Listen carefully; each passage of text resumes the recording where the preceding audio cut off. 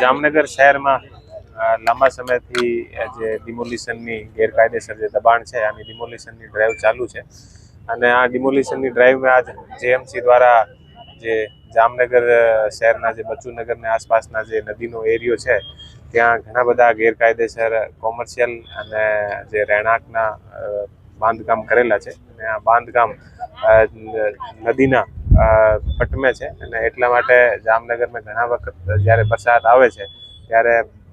ફ્લડની પણ એ ગેરકાયદેસર દબાણને કારણે હાલત ઊભી થાય છે. તો આ જેએમસી દ્વારા જે આ ડ્રાઈવ રાખેલ છે અને આ ડ્રાઈવમાં કોઈ પણ કાયદો અને વ્યવસ્થાની પરિસ્થિતિ ના બને એટલા માટે પોલીસનો પૂરતો બંદોબસ્ત રાખેલ છે અને પોલીસના બંદોબસ્તમાં એલસીબી, એસઓજી અને ડીવાયએસપી સિટી અને લગભગ 100 ને આસપાસ પોલીસની હાજરી છે અને આ જે દબાણકારી દૂર કરેલ છે આમાં લગભગ 1 લાખ ચોરસ ફૂટની આસપાસની જગ્યા છે જેની કિંમત લગભગ 10 થી 15 કરોડની આસપાસ બધી આ જે પ્રોપર્ટી છે જગ્યા છે આની કિંમત છે જે પર ગેરકાયદેસર દબાણ કરેલું છે અને સાથે સિટી સર્વેયર અને ડીએલઆરઆઈ પણ સાથે રાખેલા છે. તો કોઈ પણ જાતનો કોઈ પણ જગ્યા જે આપણે કોઈ હદ જોવાની છે તો આનો પણ તુરંત આ જગ્યાએ જોઈ. સર આગામી દિવસોમાં શું છે આ ચાલુ રહેશે? આ અલગ અલગ જગ્યા જે શહેરમાં આપણે ઘણી જગ્યા જે ગેરકાયદેસર દબાણને કારણે ટ્રાફિકની વ્યવસ્થા અને બધી છે તો અત્યારે જે નેક્સ્ટ અમારો છે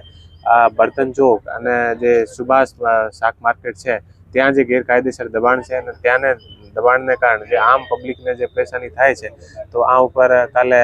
આપણે જામનગર મ્યુનિસિપલ કોર્પોરેશનના કમિશનર સાહેબ અને અમે એક જોઈન્ટ વિઝિટ પણ કરી હતી બધી જગ્યા અને જોઈન્ટ વિઝિટ કરીને અને જે જગ્યા સૌથી પ્રાયોરિટીમાં લેવાનો છે આ પણ અમે નક્કી કર્યું છે. અત્યારે આ જગ્યાનું આજ ડિમોલિશન થાય છે અને હવે આગળની જે કાર્યવાહી છે આ સુભાષ માર્કેટ અને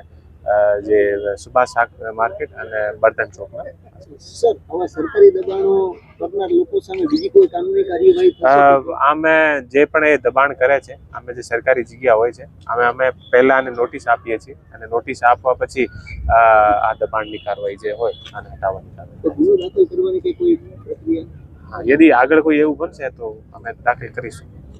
સાહેબ જામનગર શહેરમાં ઘણી નોટિસો